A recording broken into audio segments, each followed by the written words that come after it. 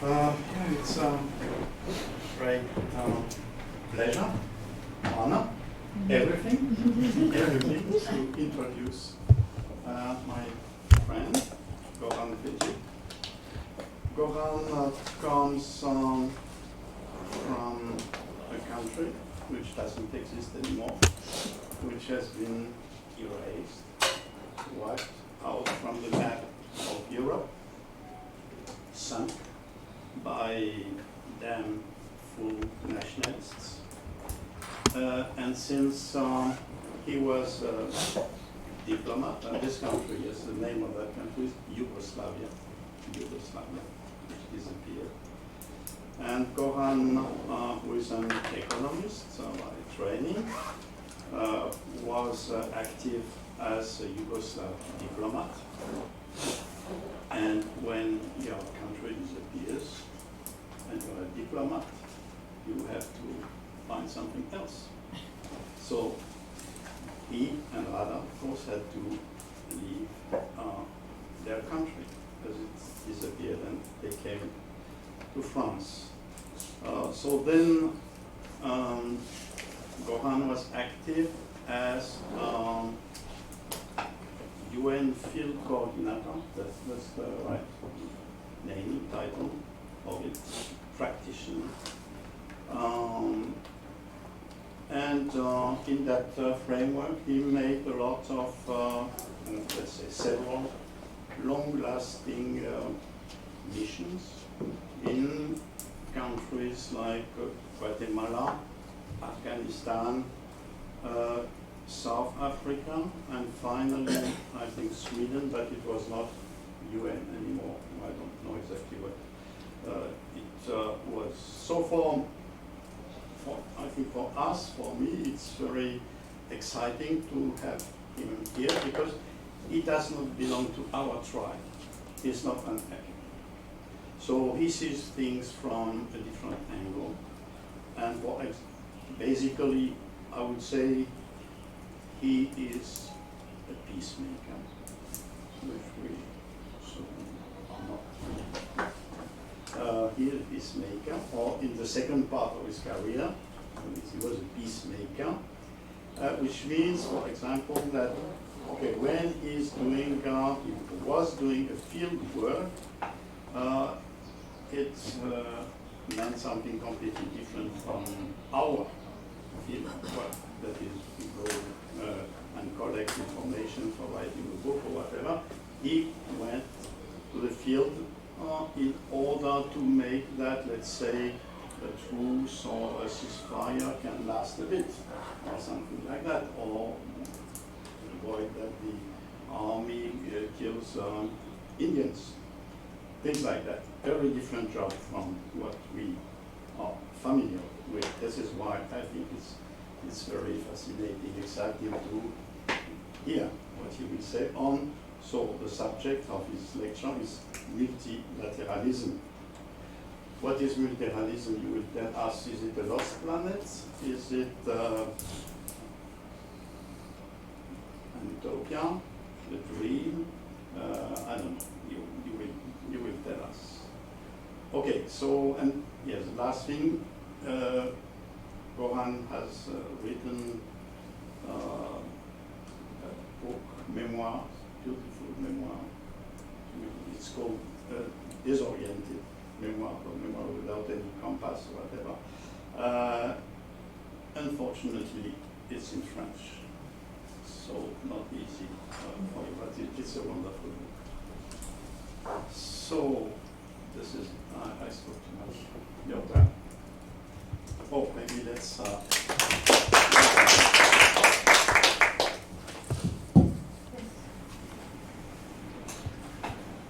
Well, ni hao, everybody, and sheshe for being here. Thank you. And I'll have to continue in English because I just exhausted my Taiwanese vocabulary. Thank you very much, Professor Joyce Liu, for inviting me and giving me the opportunity to meet all of you.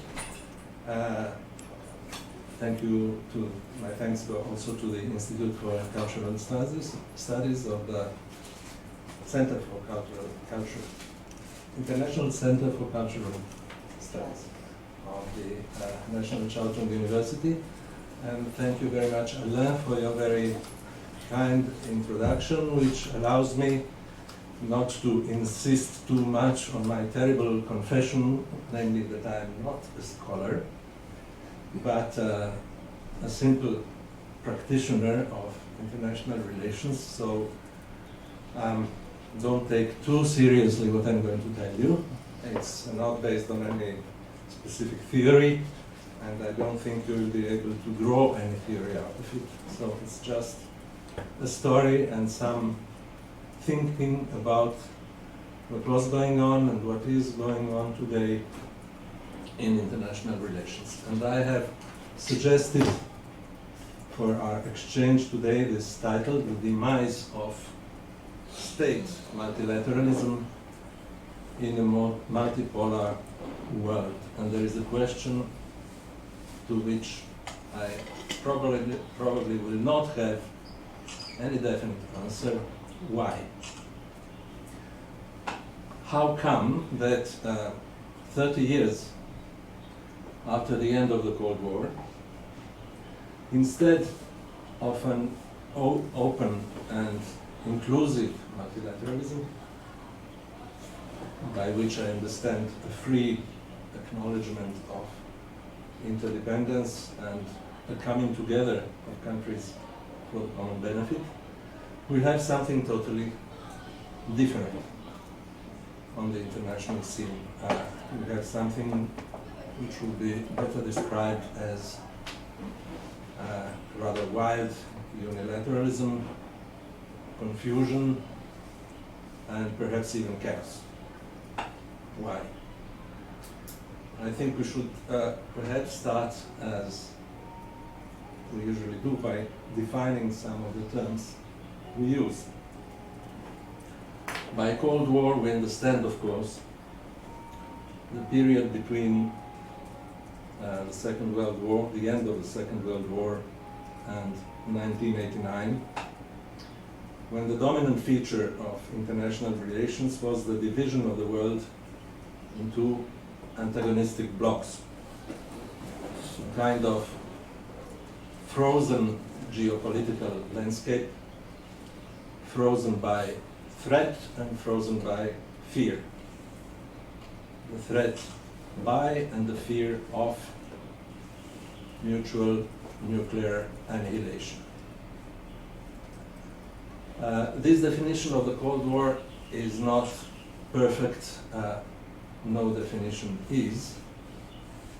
First, it is not perfect because the bipolarity, though dominant, was far from being total.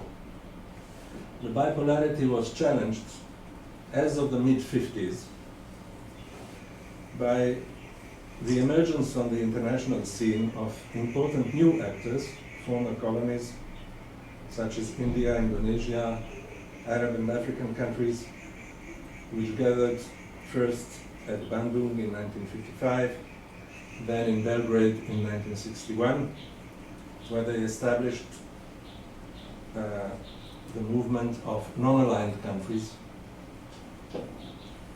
a group which grew steadily and became a majority group in the United Nations.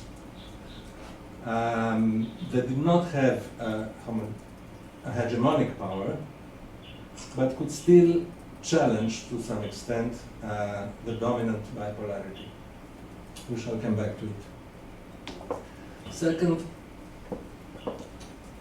the definition is not perfect because the Cold War was far from being a cold one everywhere. It was quote unquote cold in Europe, North America, to some extent in the space we call Eurasia today, but it was fully fledged, burning and deadly in Asia and in Africa.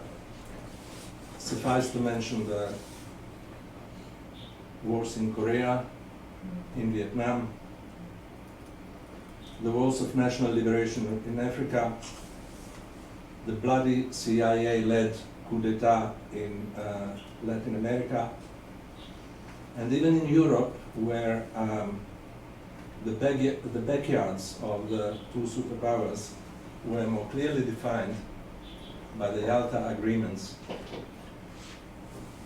Conflicts would occasionally erupt from within the two blocs, and some blood would be shed before the bipolar Yalta order would be re-established. Let us recall the uprisings in Hungary in 1956, the reform attempts in Czechoslovakia in 1968, both ended by Soviet military intervention. The also uprising in France in 1968, the bombs exploding on public squares in Italy in the 70s. Yet none of these internal eruptions or simmering internal conflicts went far enough to undermine the dominant bipolar order of the world until 1999. Finally, the definition that I mentioned is not perfect. When we refer to that ominous year, 1999, because some remnant features of the Cold War seem to persist and survive in some parts of the world, even if the latter is no longer bipolar. We can think of Ukraine, of Korea, perhaps Taiwan, though I would not dare to speak about Taiwan in front of you, who know that much more about it than I. What do we understand as multilateralism in international relations? This is the remnant of the Cold War. I think it's a picture from Korea, from North Korea. What do we understand as multilateralism in international relations? Of course, it is not just a question of numbers, having one, two, or more players on the international scene. The term is polysemantic, and it has a long history based essentially on imagining relations between states as determined by some commonly agreed rules rather than pure force and sovereign will. Today the term used more frequently is quote-unquote international governance. The idea itself can be traced back to the French Enlightenment. It includes envisioning a certain rationality in international relations, envisioning peace as a value to be pursued and maintained by a rational behavior of states and political leaders, perhaps through some sort of social contract between states.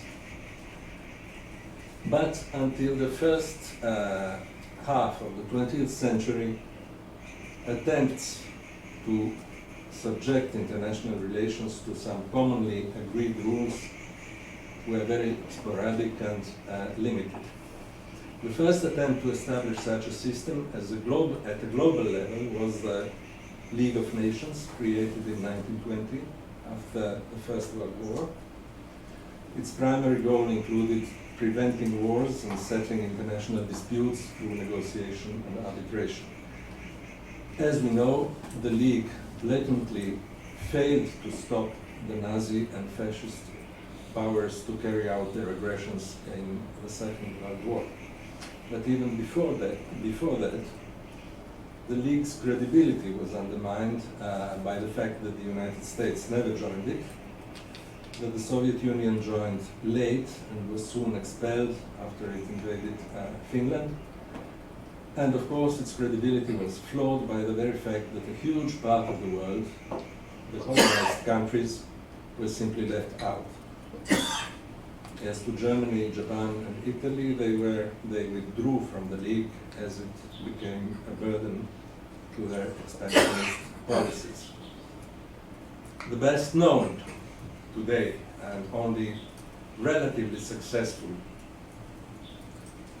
but still active body of global governance is, of course, the United Nations, established after the Second World War with the stated aim, and I quote, to save succeeding generations from the scourge of war, which twice in our lifetime has brought untold sorrow to mankind, to reaffirm faith in fundamental human rights, in the dignity and worth of the human person, in the equal rights of men and women, and of nations large and small, and to establish conditions under which justice and respect for the obligations arising from treaties and other sources of international law can be maintained, and to promote social progress and better standards of life in larger freedom.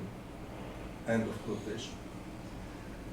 And I have quoted from the preamble to the United Nations Charter, not only because I believe it's a nice and somewhat poetic text, but also because it defines clearly the three key objectives of the United Nations, which are peace, human rights, and social development. Now, the UN, as you certainly know, evolved in a very large system, and we shall not examine here the role of all its different bodies and their respective successes and failures. Of course, the United Nations is not the only organization embodying and practicing multilateralism today. An important role is played by regional organizations in all parts of the world, such as ASEAN, Southeast Asia, or the Organization of American States, or the European Union, etc. But the United Nations remain, in a way, emblematic and very important, I would say, not only because of the issues it deals with, but particularly by its aspiration to universality. And please note, I'm not saying achieved universality, but aspiration to universality. My view, and this is the topic of our exchange today, is that multilateralism is seriously endangered today. And paradoxically, it seems to be on a downward slope, precisely at the time when it is most needed and when the world may be in the process of becoming truly multipolar. And in order to better understand this paradox, I think we should look at the interaction between the historic context and the functioning of the UN in different periods from 1945 to our times. This is important because the United Nations is not just a simple sum of its member states. It does not just act as a mirror of the relations between its member states. Being such a large organization, it has its own inertia.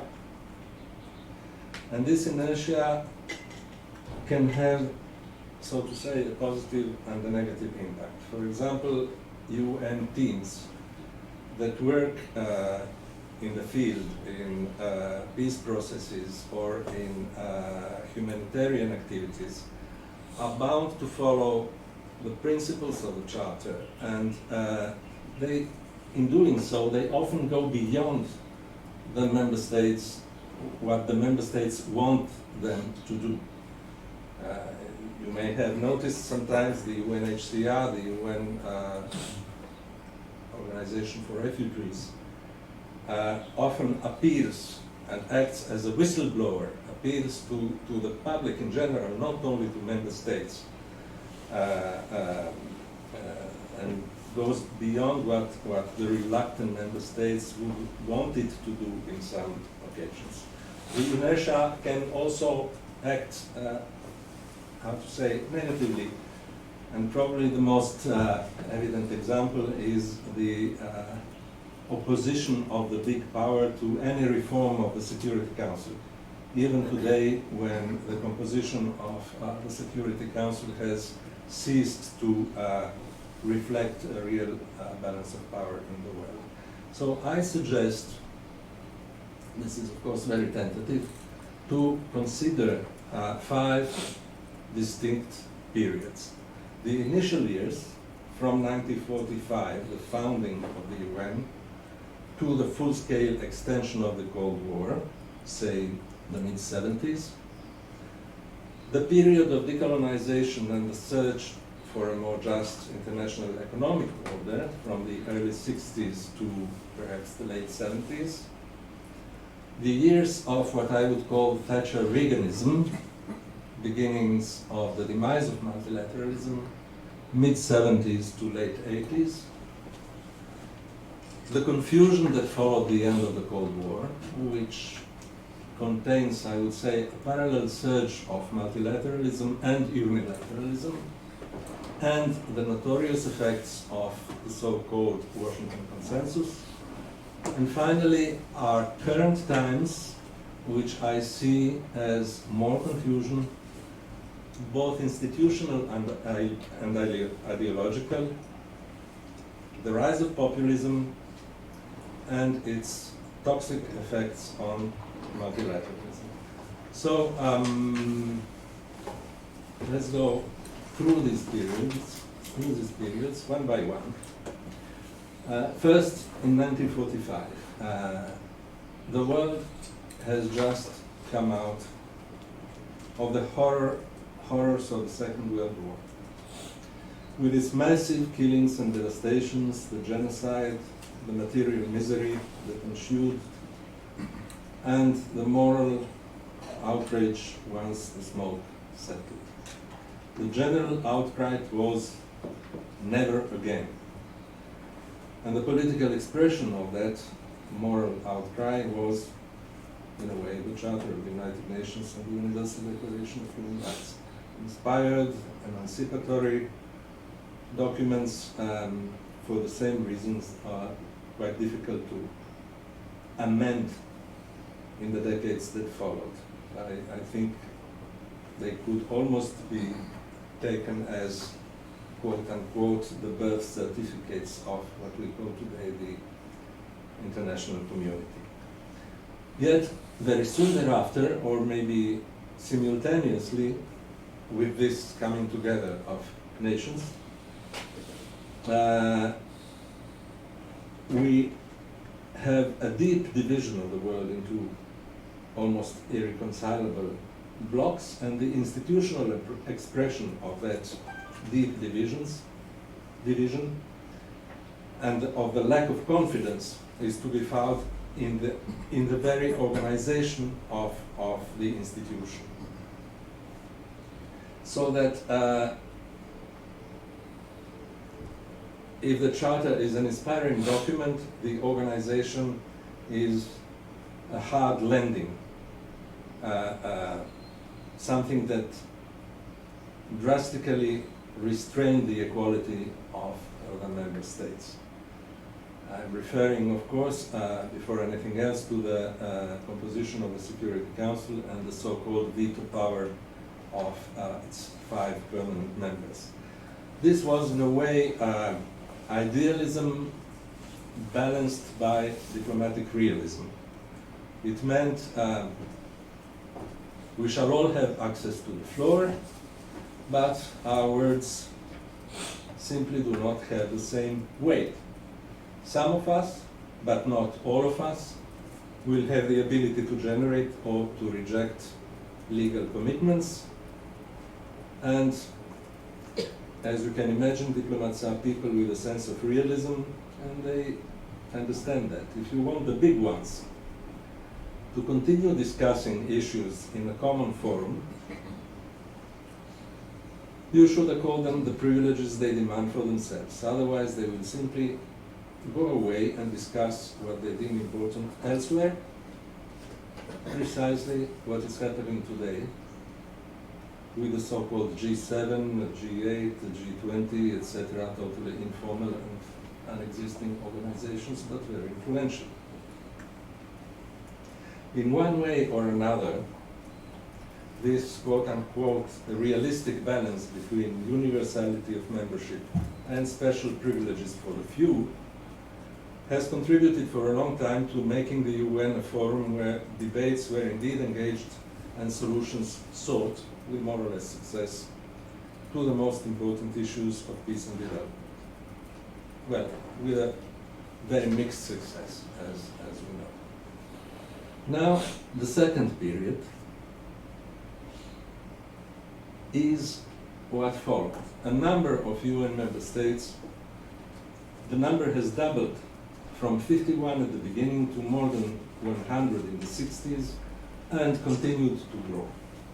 And most of the new members were decolonized African and Asian states, which did not recognize themselves in the Cold War division and aspired to a different world, one that would be free from the nuclear threat and in which they would be free to choose their political system and to set their development priorities. After the first conference of the non-aligned movement in 1961 in Belgrade, these countries increasingly acted as a pressure group in the United Nations. Old-fashioned colonialism was losing ground. Non-aligned countries strongly supported the national liberation movements in Africa and Asia, taking advantage of the provision of international law, including the UN Charter, which refers to the right of peoples to self-determination in its very first article. Here you have some of the leaders of that historic meeting in Belgrade in 1961, Prime Minister Nehru of India, Kwame Nkrumah of Ghana, Gamal Abdel Nasser of Egypt, Ahmed Sukarno of Indonesia, and Josip Broz Tito of Yugoslavia. Numbers started to matter in the UN, regardless of the fact that the resolutions of the General Assembly were devoid of legal force as opposed to those of the Security Council. The two superpowers, in pursuance of their zero-sum game, sought to lure and to seduce the non-aligned, and indeed managed to engage some of them as their proxies or extended arms. Cuba for the USSR, some of the Gulf states, some Latin American states for the US, but the core group continued to push for a world that would no longer be divided along antagonistic blocs, for decolonization, disarmament, and so on. And most importantly, the non-aligned countries became the acting spirit behind the so-called Group of 77, a coalition of developing countries that came together the first time in 1964 in Geneva and decided to pursue the ideal of a more equal and just international economic order. The name 77 is just the name of the initial group, but it grew to more than 100 countries, 134 by the way, and it constituted itself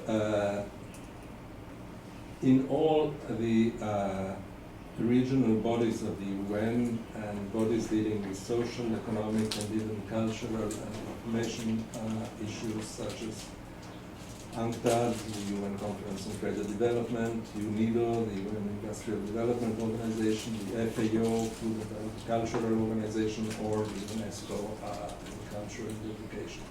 The leading idea was that the post-colonial economic playing field should be made less biased in favor of the rich and the powerful, that the system of commodity markets, for example, of trade barriers, of finance for development, etc., should not systematically favor the owners of capital and of the means of economic coercion. This idea may seem very naive and incongruous in today's dominant neoliberal environment. Today, you don't discuss and you don't vote any longer in international fora on economic and financial issues on the basis of a system, one country, one vote. Today, such negotiations are a matter of finance and power only, not something you can influence by mobilizing